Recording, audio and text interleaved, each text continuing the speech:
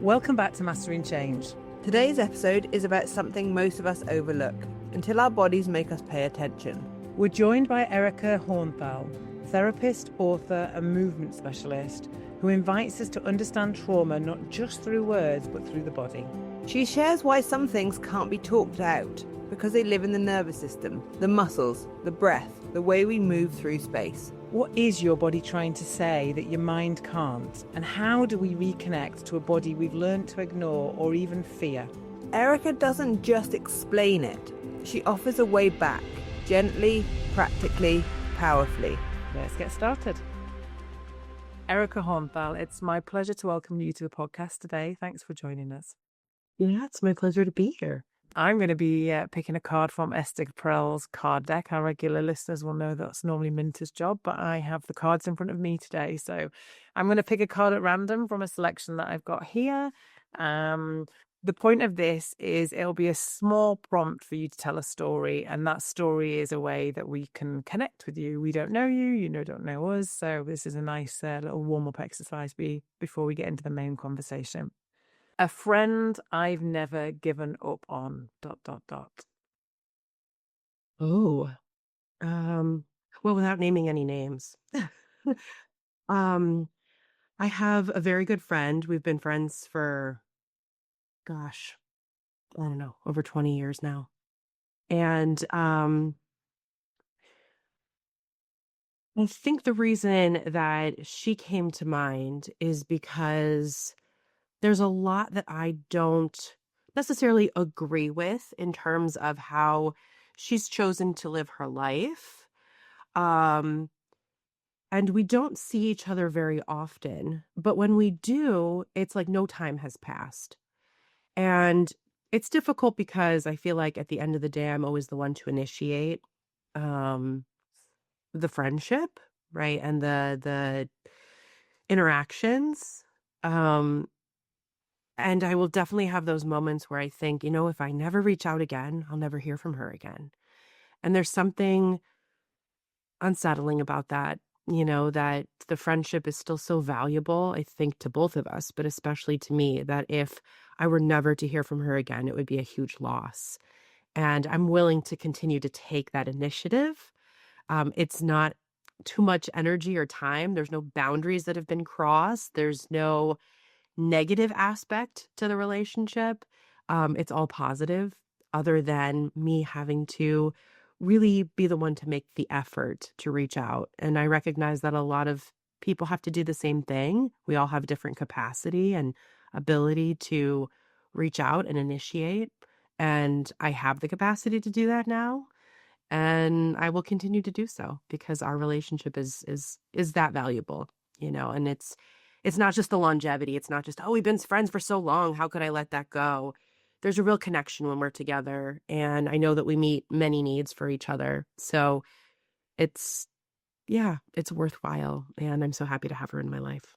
That really resonates with me because I think I am that friend, your friend. Like that is how I and I'm wondering if it's not you. We just met. So no, I mean I behave like that. I know. I'm wondering, is she neurodiverse by any chance? I don't know, to be honest.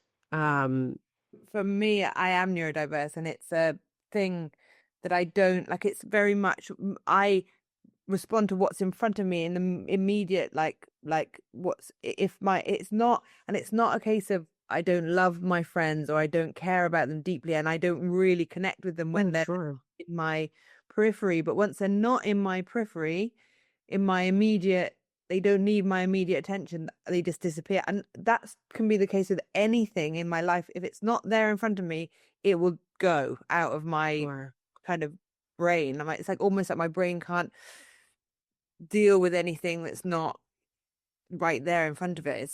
So I mean, to answer your question, she's neurodiverse from me, right? Like, I mean, no one is exactly the way we are. So, she's emotionally not open in the same ways I am, right? So there isn't as much communication. And again, whether that's because of a certain diagnosis or a certain way of being, I don't know. But at the end of the day, it hasn't impacted our relationship in a way where, I'm not willing to continue it or she's not willing to continue it.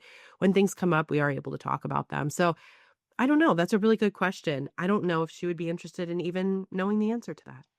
And all that So, for her is like, if you don't mind, honestly, don't mind reaching out and being that friend, then from my perspective as that person, great, please do that, because I think, when my friends reach out to me, it means so lot, because I can't, just doesn't happen for me, but I love it when they do that to me, and I am able to remain connected. Yeah, so definitely, if you can, and it doesn't impact you or bother you, then reach out all the time, because it I all. mean, and I appreciate that. yeah, and that's in some way point of the relationship is understanding the different roles you play to kind of inspire and bring value to each other. And if that is you, the connector, the start, the catalyst, I guess, to the conversation, to the meeting, I'm going to give a couple of relationships where that happens in both ways, actually, dependent on, because maybe if there's like a confidence in a relationship, you don't try as hard either. Like if you know that the relationship is good, maybe you kind of think, oh, well, I don't need to, that you're kind of making this constant value equation. Everyone's so time poor as well. We talk constantly about how do we create capacity to be rather than do. And part of being is being in other human relations. So it's a great answer to the question, because it kind of opens up a whole can of worms. And Well, thank you for asking it, because honestly, I've known it. I don't think I ever would have asked myself that question, and like been really open and honest about that with myself. So thank you. Erica, we're here today to talk about how you relate to the field of trauma, mental health, and well-being. So maybe you could start for our listeners just by saying your name and a brief introduction to who you are and what you do, and then feel free to go into why it is you wanted to show up today and what it is you want to share. Oh yeah, I'd love to. So, my name is Erica Hornthal. I'm based in Chicago, Illinois, USA. I am first and foremost, I always introduce myself as a dance movement therapist. I've been board certified since about 2011. I'm also a licensed clinical professional counselor, which I mean is basically just a license needed to practice privately in my state. So I do see myself as a counselor. And I've spent most of my career really meeting the opportunity between talk therapy and movement. I started off mostly working with older adults. I had many, many years under my belt of working with cognitive difficulties, memory impairment, dementia, Alzheimer's specifically, movement disorders like Parkinson's and Huntington's. And over the last, I would say 5 to 7 years, have really transitioned to working with everyday people, adults kind of between, 20 to maybe late 50s, early 60s, who I think when they're really honest with themselves, realize that they have deep-seated trauma. And what's so interesting is when I first started working, I don't think I knew a lot about trauma other than the word, oh, something happens, and it's traumatic and it gets stuck or we can't, get through it in a sense. I never identified myself as a trauma therapist. To be honest with you, I still don't. I say dance movement therapist because that's my wheelhouse. That's where I feel comfortable. But time and time again, I would have people call me, email me, message me. This is what's going on for me. I'm realizing that I have, deep-seated trauma or trauma that I've been holding on to, a traumatic background, history. Someone pointed it out to me.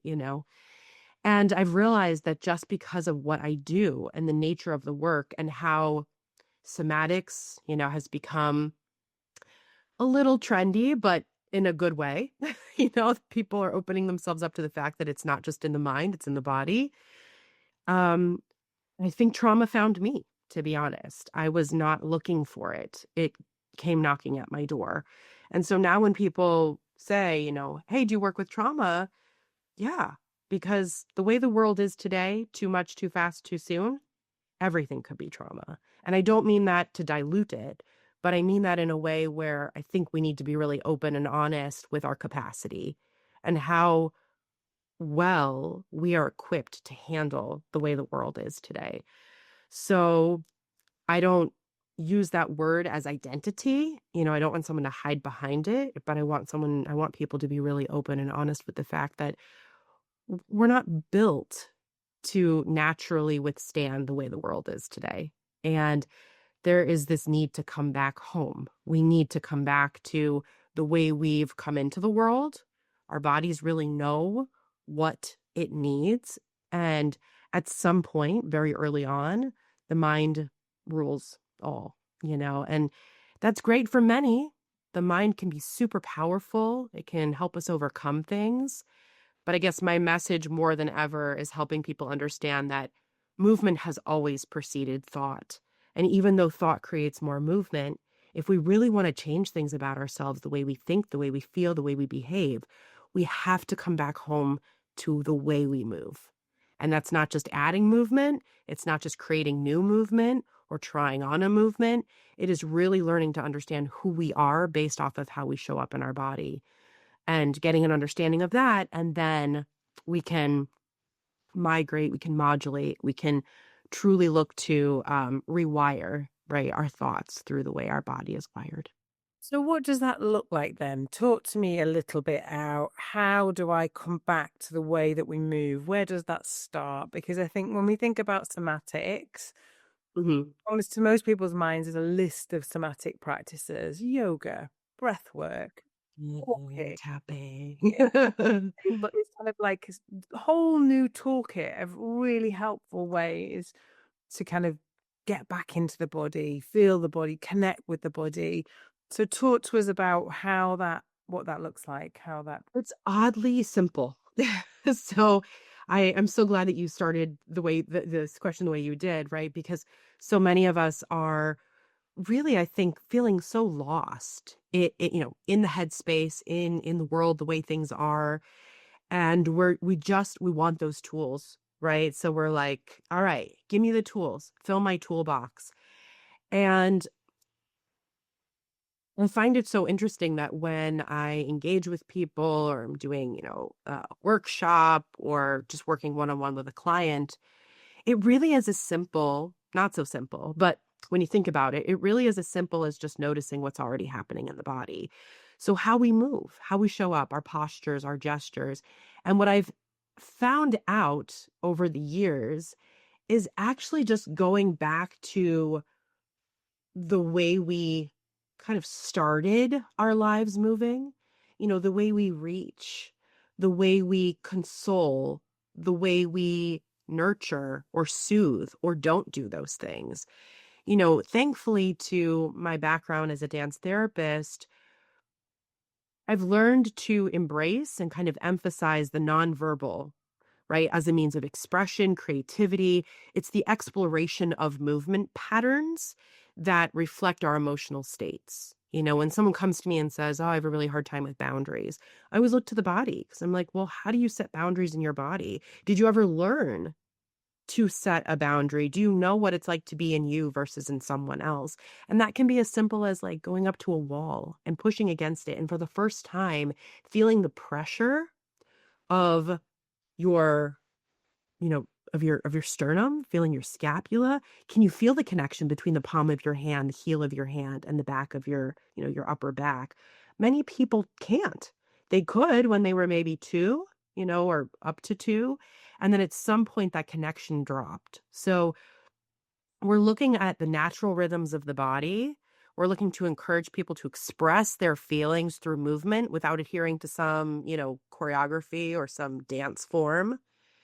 And sometimes it really is as simple as, well, what are you doing when you're brushing your teeth? What's the first thing you do when you wake up? How do you get out of bed? How do you walk? Just walk for me across the floor. What does your gait feel like? What does it look like? So what they start to realize is like the tools are there. They're kind of masked, or they're covered by a bunch of stuff. You got to pull off the sheets, pull off the covers. What are the tools you already have? And then we look to just expand our movement repertoire, right? So if it's like, well, I can shrug. That's a pretty common movement for me. I shrug a lot. I'm like, okay, so we'll start with a shrug. And how do we expand that? How do we expand that repertoire? Well, maybe the shrug, becomes a lift or a circle of the shoulders, right? An opening and a closing. So again, it's somatic because it's of the body, but I'm not actually always encouraging people to just try this on or do this to calm down. It's like, what is your body already doing? What are its protective measures? And can we get back to some of the ways that your body used to move before the mind took over? Hopefully that makes sense. It does make sense. Where you started, I was going to, I don't know if you're familiar with sensory motor psychotherapy. Sure. Yeah. But that for me feels more like the observation of the therapist on the body language and the cues of the body that is coming across, and then there is like, they might do something with a pillow, or they might, there's all sorts of different places you can go to. But what you've described is a somewhat different. It's more asking somebody to go inside themselves and identify. Is that fair? Have I? Yeah, 100%. I mean, I'm always going to come back to the lens of dance movement therapy. There is a lot that the therapist can offer in terms of, being the mirror, right? Or being the leader. Someone may have a very low awareness, right? Or acuity of what it even looks like to be in a body or move in a body. So we can provide that container, but I think more importantly, it's the reflection. It's like, I don't know what it feels like to be in your body. Do you? Right? What does that look like? The interoceptive piece is actually sometimes very triggering for people. So we can start tactilely, touch a part of your body that feels neutral, touch a part of your body that you're unaware of, touch a part of your body that you're familiar with. I will engage or encourage people to, start in things that you do every day. The next time you're bathing or you're in the shower, do you know what it feels like to have the water run down different parts of your body? It's something we tend to do on autopilot. We just get in and we get out. But, to go inside can be really overwhelming. So do we know what it feels like to be touched, and by something or by yourself in hopefully what feels like a secure or safe way? Um, it not to say that it always comes down to the caregiver relationship, but a lot of this is either what we received when we were young or what we didn't receive, right? And so that starts tactilely. That starts with movement. I was thinking about this the other day, but so many of us are familiar with the shh, shh, we're patting a baby or we're like, shh, shh, shh. And that's become a stop. It's become a shh, stop, stop. Don't make noise. Shh, be quiet. I think what we forget is that the shh was originally to mirror or model the sound in the womb as a soothing mechanism. So it's not supposed to be a shh, shh, shh, shh, shh, shh, shh, shh, stop. Right? It's why my kids still have sound machines in their rooms. It's like, it's this soothing, like I can come back and I can relax and I can just be. That's gotten mixed up. The signals have gotten crossed. So I think that coming back to you, what feels good for you? Rocking? Great, let's do that. Patting, tapping? I don't know until you try it out a little bit, or notice in those times of overwhelm what naturally occurs.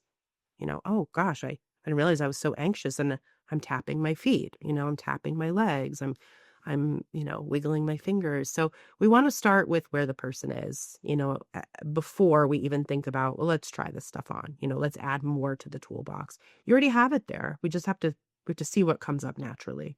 Yeah, I really like the kind of idea as well that we're tapping into the body's innate wisdom that I think we have really lost in today's society. You kind of mentioned it before that, in this world where everything is kind of do, overwhelmed, when we're not evolved as human beings, we're not physiologically evolved to cope with all of this things that are happening in our outside world, but our bodies they do carry an innate wisdom. They know what they want if we are able to connect to them. And if that's the problem, I think so many people are disconnected from their bodies, and therefore I was Yeah. actually just talking about this last night about with someone who had like a lot of eating disorders as a young boy, and he but also his neurodiversity stops him from being able to, because he can hyperfocus with ADHD, and he will forget sometimes to drink or eat for 9 hours kind of thing, but and then when he does tap into his body, which he's trying to learn to do and be more intuitive about, what he needs, sometimes he's not sure what he needs. He's not sure if he needs a drink of water or to go for a walk or to go for because he's completely disconnected from that kind of what the body is asking for.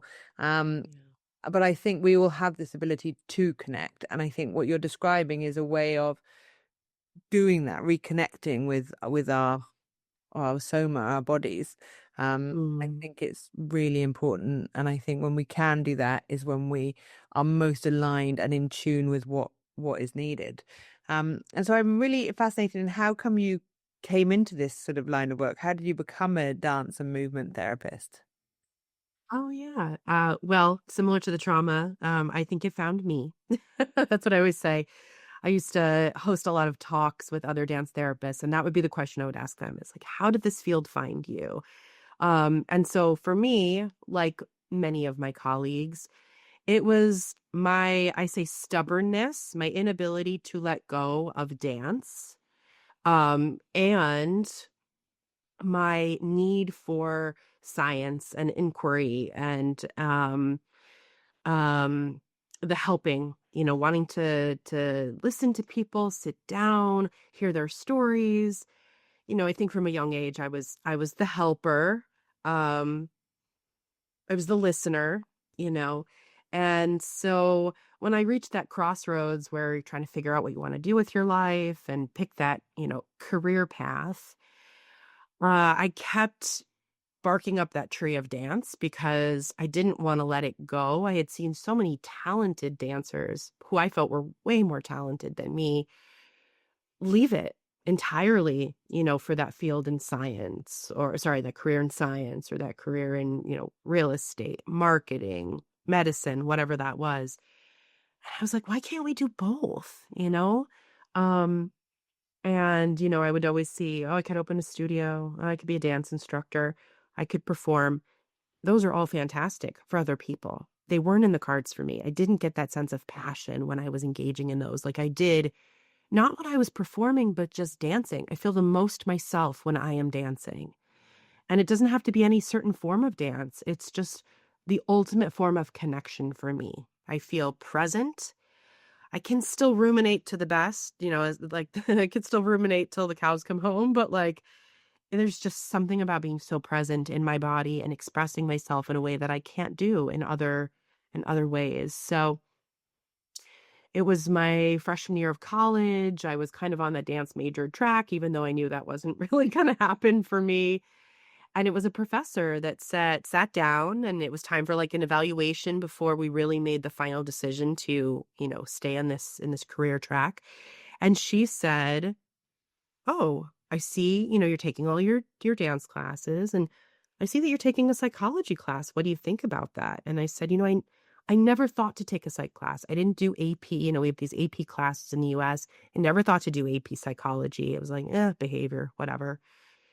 It's something so natural about that class. I was reading things for the first time where I was like, doesn't everybody do this? Doesn't everybody think this way? Oh, this is a defense mechanism. Oh, this is a coping strategy. What are so cool. I was just enamored. And she said, "Well, do you know that there's a field that actually melds the two?" I was like, "No, what is that?" She said, "It's called dance movement therapy." She goes, "I am not a dance movement therapist, but I know enough about it. You should do some research. Go check it out." And I did. I went back to my dorm room. I found the American Dance Therapy Association. I, did a deep dive of the internet, and I never looked back. I didn't know what that was going to look like. It took me years after I graduated to still understand what that looked like, but that's ultimately how I got there. It was my just stubbornness, my inability to let go of what makes me feel me, and my interest and passion for mental health and psychology and human behavior. And so I get to do both of those things every day. And sometimes it is way more dance oriented and sometimes it's way more psychology oriented. But at the end of the day, it doesn't matter. Both things come together and I can create that perfect, that's not the right word, the best recipe for the client in the moment. And so what does the kind of majority of your work kind of look like now? I can see, is that a picture of a front cover of a book in the background there? Like what? Oh yeah. I don't have a bookshelf, so I just posted a poster. Talk to us about what's your kind of vision? What are you looking to achieve in this next stage of your career? So you've obviously taken a lot from the practice that you've done now, and so talk to us about that. Yeah, I mean, a bulk of my work is seeing clients, so I love the opportunity to not only meet with people who are in that crux of something needs to change. I've been at this for so long, I can't keep talking about it. Nothing is changing physically, and it doesn't take much. It doesn't take very long for us to really just uncover, like, how do we create that change? So I think that will be a part of my work for a long time is actually, working with people, getting in the session, studio, office, whatever you want to call it, and helping people see, how their movement can perpetuate, but also further their growth, right? And I think the more, thanks to the pandemic, having to really sit with like, what if I never did that again? What if I never was in front of someone again? Thankfully we have Zoom and, we have virtual sessions, but there's something about being in person that just will never substitute for me. I'm realizing just how much more I love just being in front of a group and not just talking to people, but helping them move differently, right? From the moment we start talking about it, walking into that room and leaving as a completely different person, just by a small change in their affect, a change in the way they carry themselves, a change in connectivity from the inside. So, starting smaller in terms of like meeting with my community and, you know, getting in front of people who get it and they really want to be the change, right? Make the change that they want to see in themselves and in the world. Um, I really love working with the people I've been working with. I think working with those young, I say young adults, because middle age isn't middle age anymore. People who are realizing that there's only so much they can do about the world around them, and that if we want to make change, it starts with us. So I maybe can't change the way my government is running right now, but I can change the way I'm running, and that bleeds into the community, that bleeds into a larger perspective. So I've been writing, so I continue to want to do that. I dabble in social media, so always looking at like, how can I create a different perspective, connect to people in a way where they're like, I've never thought about that before. I'm in this world, or I've done somatics for so long, but wow, I never realized that, how movement, influences thought and then again influences more movement. And additionally, I'm very, again, that word stubborn, when it comes to perpetuating the conversation around dance movement therapy. It's not a new field. It's been around, I mean, dance as therapy has been around since the beginning of time. But the field of dance movement therapy, especially in the United States, has been around since about the 1940s. And yet still so little is known about it. Every day I meet people where they're like, I heard about that. That's amazing. Like, okay. More and more people know about it, but, whether people want me to or not, I feel like it is my MO in life to just let people know about the field, that there is a whole body of work. Many of the trauma therapists we're familiar with have studied with the mostly women that have been working in this field, for so many years. And it's not their job to educate on them or preach about them, but I can. So anytime, any chance I get, I always want to talk about the field that gave me my start, the field that instilled this passion. And I think there's so much potential for what I and my colleagues do. we're just touching the surface. We haven't even begun. It's really interesting because when we talk about dance a lot, because it's such a, I mean, both Araminta and I love dancing. I was at a gig on Saturday night dancing, and it fills my heart. It really, that you described. I also do have a similar feeling about yoga because I think it can be, you can be as artistically expressive in yoga. I think there's some similarities there for me. But dance is something that we let go of so easily. Like my children dance around the house all the time. They're constantly moving to music, to sounds, um, but somewhere it becomes, is it societally? Is it culturally? We lose that kind of fluidity and that movement and rhythm and that connection, which is really helpful for. I mean, I still dance around the house. Well, we do, but I don't think Right. I mean, yeah, we talk about this, but I think I picked my husband by virtue of the fact that he dances a lot and moves a lot and loves music and movement and isn't embarrassed or he doesn't have that kind of filter that seems to happen at a certain point that stops us doing that, makes us feel. Yeah, I think one of the most proudest moments for us at Oxford is when we have a whole cohort of people in community dancing and moving and encouraging that to do that with abandon. But what is Yeah. stop that? Because if we go back a few hundred years, that was so inbuilt in all communities and tribes and religions, and it's like eating together. We've lost that to some extent. Right. Still protected in celebrations and situations. Dance seems to be of the same.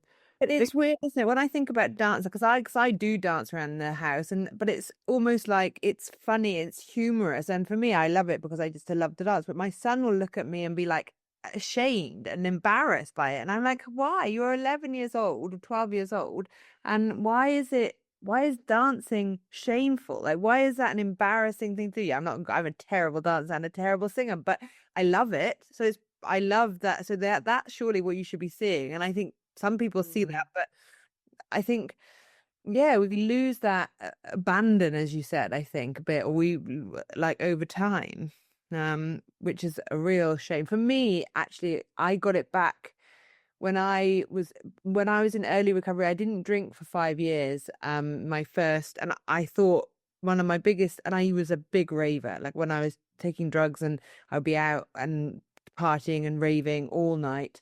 And love it, absolutely love that freedom of dancing and taking drugs and really being social in that way. And I thought, oh no, when I stopped that, I thought I'm going to lose that. I was really worried about losing that because I was like, I can't dance all night without drugs. That's not possible, or alcohol. And I was really fortunate to go to a meditation retreat actually. And in that meditation retreat, they did something called like ecstatic dance, where they blindfolded us and just turned on music, and we would just said just dance. Like, and the fact that I was blindfolded and the fact that no one else could see me, or I couldn't see anyone else, or I thought no one else could see me. I'm sure someone had their blindfold off, but didn't really. All the shame was just lifted, and I was dancing, and I realized I felt this sense of real freedom and thought, I can do this, and I should do this. I need to do this. This is really important for me to feel good about in my body and in myself. And that's when I just started dancing, and I danced for 5 years without a single drink, everywhere, anywhere. And yeah, that's where I rediscovered the joy for that, and the lack of shame and the freedom. It's a real freeing thing to do, I think, dancing like that. Yeah. But I was going to ask you, because of, the fact that not many people do, or not enough people know about this, how do they come to you? Like, you kind of touched on a thing that some people have said, that they have done so much talking therapy and they've kind of, nothing's really shifting anymore. Maybe it had shifted for a while and then got stuck again. So do they find you? Do they get referred into you? Do they have to have read something like The Body Keeps the Score, or find out themselves? Or how do people come to you and understand that you are a possible solution? So a little bit of all of the above. I do additionally have the ability to be paneled by insurance companies in my area. And so that's another way. So sometimes people come in and they don't even know what they're signing up for. I mean, I let them know ahead of time. I'm like, I'm curious. Are you aware of dance movement therapy? Do you know my practice name? And they're like, oh, no, you were just recommended through my, Blue Cross. I'm like, oh, okay. So they're not signing up for something that they aren't willing to do, but it maybe informs how quickly we enter through somatics, right, or through the body versus like, okay, we're going to start talking for a while and then slowly integrating some of this body awareness. um I've worked really hard to hit the ground running here and create that awareness so that if people are interested in dance therapy specifically, uh, my business is called Chicago Dance Therapy. All they have to do is literally put in dance therapy and the place, and they will find me. Um, a lot of people have come to me and said, I just read The Body Keeps the Score. I'm understanding that, soma is really, where it's at when it comes to trauma, my anxiety, etc. And I think just because of how long I've been present in the field and online, it's visible, so people will naturally find me. But I'm always looking to educate and kind of get in front of, school or parents or mental health fairs and just let people know that there are options. I always say it's either if you have run out of things to say, if you have a very difficult time speaking about your emotions or your expression, or your language is limited, right? Just because we don't have or can't say something doesn't mean we have nothing to say. I learned that from working with my older adults who lost their formal language years before I started working with them. People just dismissed them. They were sitting in corners, sat in front of a TV screen.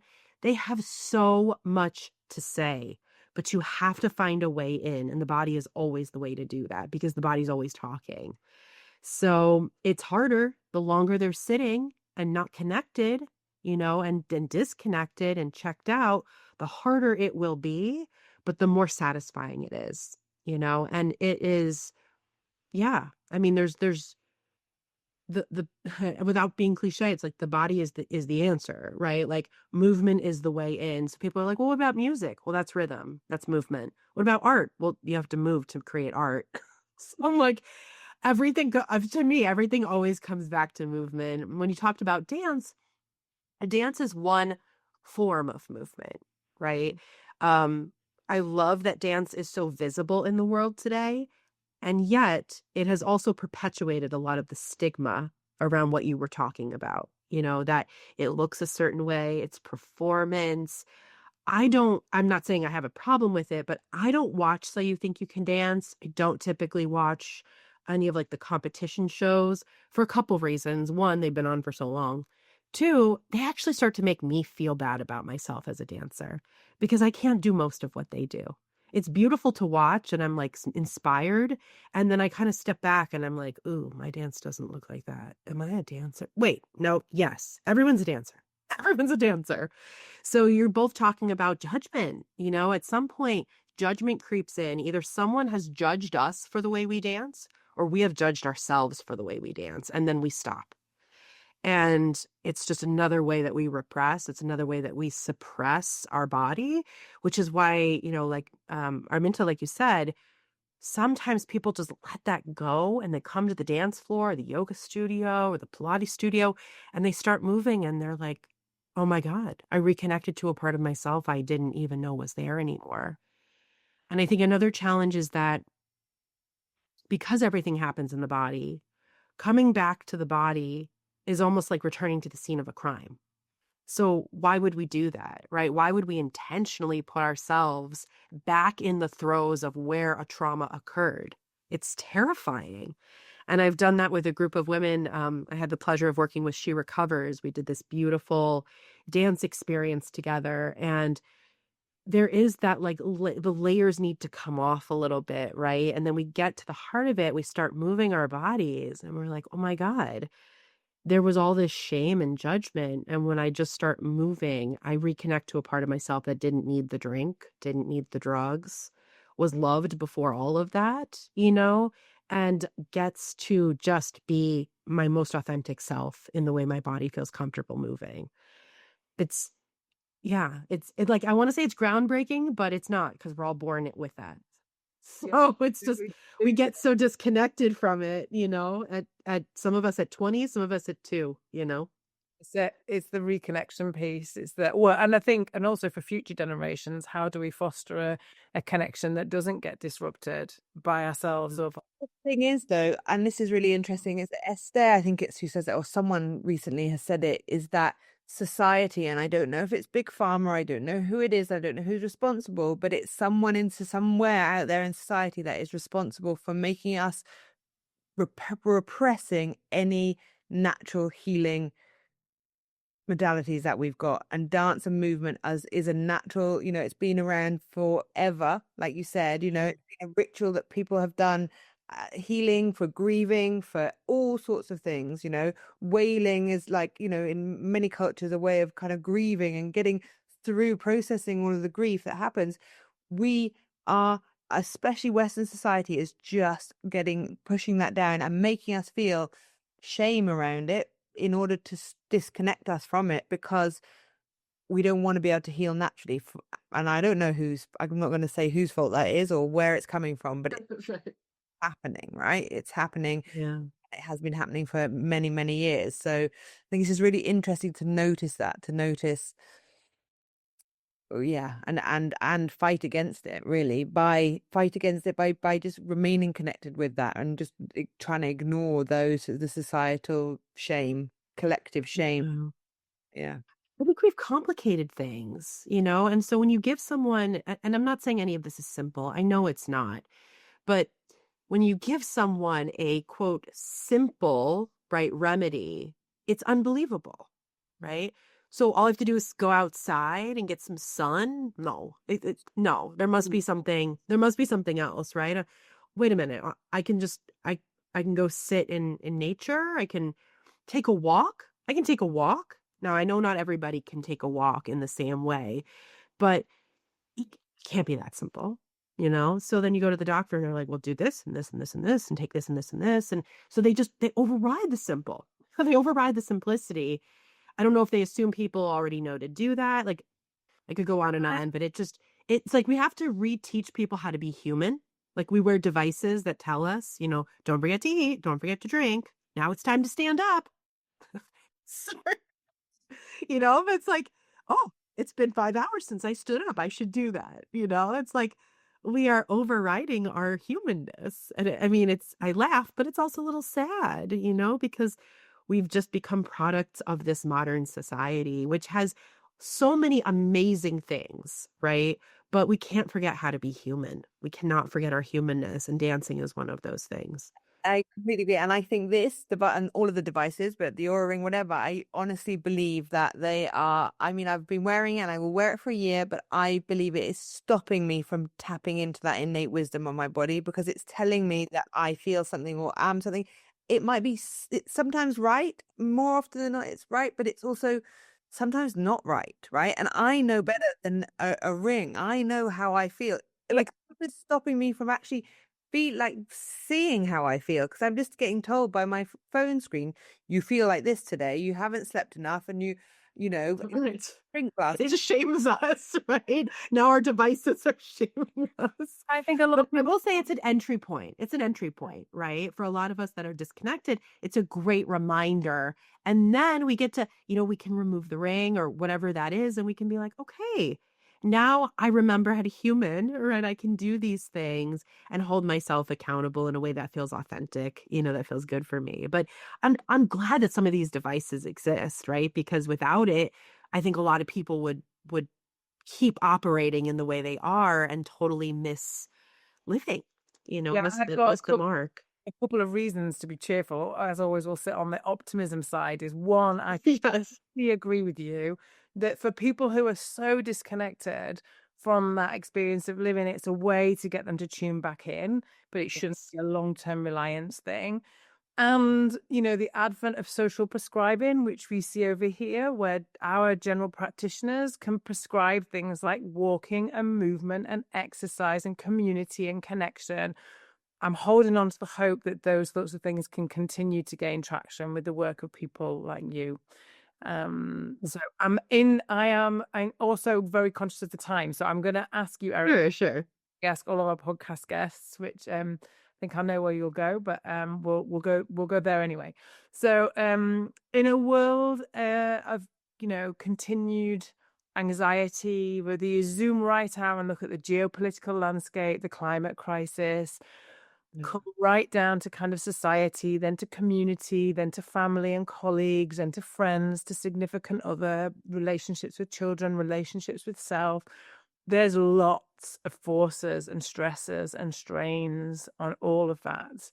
And I think that's compounding this kind of exaggerated need for somatic practice, because all of those things are pulling us away from our bodies and our lived experiences and somewhere else. If there was a single lever for change, a button that you could push that would be the catalyst for the kind of change that we need to see, what would that be? Ooh. Okay.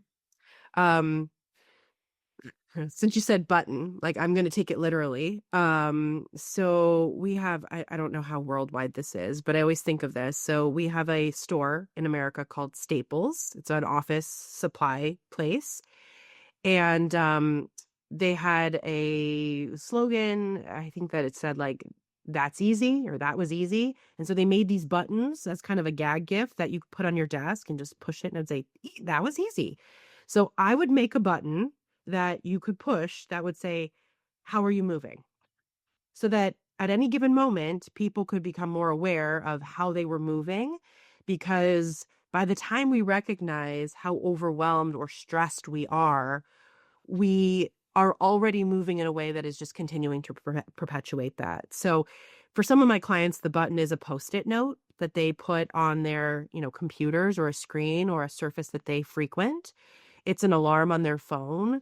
But I've gotten in the habit of asking all of my clients that. I don't really, I don't want to say I don't care. I care about how they feel, but we have to know how we feel. We have to know what it is to feel.